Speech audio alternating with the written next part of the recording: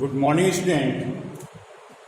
Today, in this video lecture, we will see the philosophy of Constitution through preamble.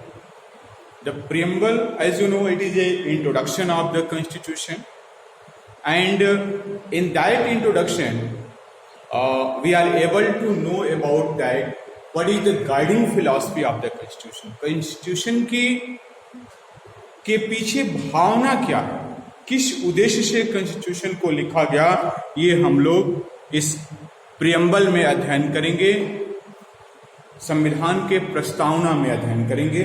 We will see the detail one by one everything of the preamble. Here is the preamble of the constitution. We the people of India having solemnly resolved to constitute India into a sovereign, socialist, secular, democratic republic. Till here we will see, we the people of India, here this preamble or the constitution is not given by any foreign people. It is the we Indians, those who have made this constitution. And we the people of India, हम अपने आप को दे रहे हैं, कोई दूसरा हमें नहीं दे रहा है. ये कॉन्स्टिट्यूशन हम ही बनाए हैं और हम ही अपने आप को समर्पित कर रहे हैं, दे रहे हैं. We the people of India having solemnly resolved, हम लोगों ने solemnly मीन्स मिल करके एक साथ, इसमें किसी भी प्रकार का कोई मतभेद नहीं है किसी में, हम सब मिल करके एक साथ जो है resolve to constitute India, Bharat को बनाने के लिए, solemnly resolve to constitute India, Bharat को एक साथ मिल करके बनाने के लिए हम लोगों ने एक निर्णय पर पहुंचे हैं. Having solemnly resolve to constitute India into a sovereign country. Sovereign means प्रभुत्व संपन्न.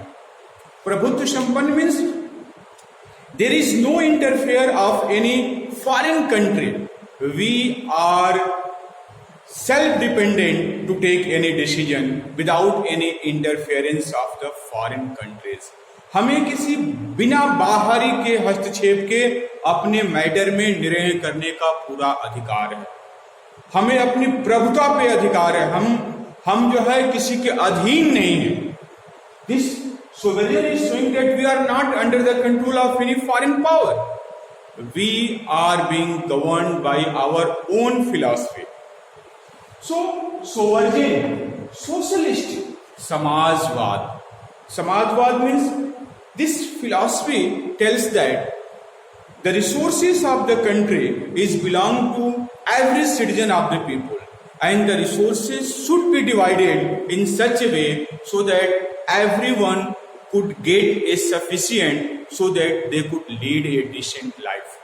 Means जो देश की रिसोर्सेस है वह उस पे सभी का अधिकार है. इसको इस तरह से बांटा जाना चाहिए कि सबको इतना मिले कि वह अपना जीवन यापन ठीक से चला सके. So this is the philosophy behind the socialist. Secular, धर्मनिरपेक्ष. We are not supporting any particular religion, and there is no any religion of the government. Every religion is equal in front of the government. Democratic, where rulers are elected by the people, जहाँ पे लोगों का शासन. And republic means head of the state is a elected body. Like head of the state is the president in our country, that is an elected body. Not, we can say, it's not a hierarchy, it's not any king or their son and like that.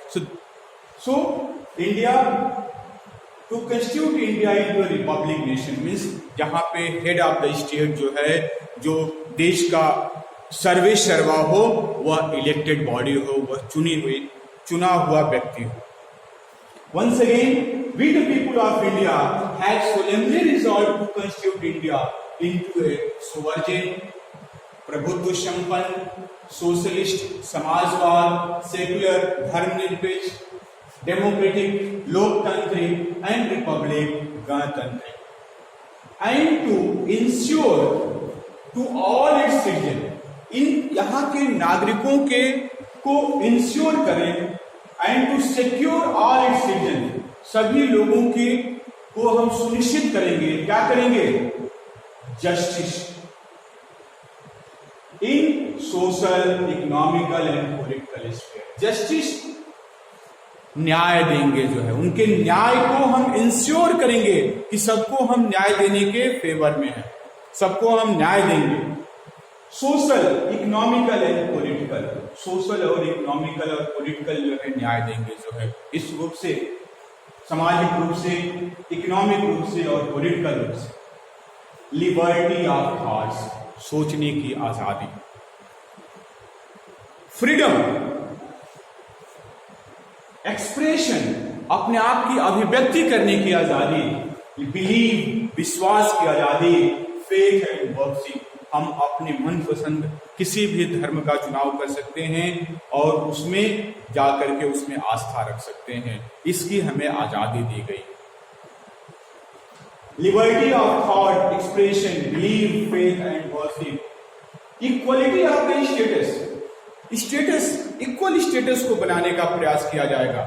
Means जो समाज में उच्च वर्ग और निम्न वर्ग है, इसकी खाई को कम करने का प्रयास किया जाएगा, ऐसा प्रस्तावना से कहा गया है।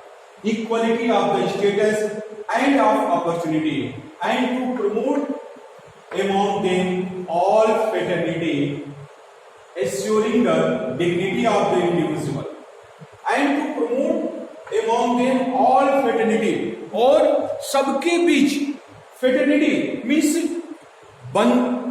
बंधुत्व की भावना, मीन्स भाईचारे की भावना को प्रमोट करने का प्रयास किया जाएगा। हम सब एक परिवार के अंग हैं, हम सब एक परिवार के अंग हैं, और कोई अगर समस्या आती है तो हम सब मिल करके उसका सामना करेंगे।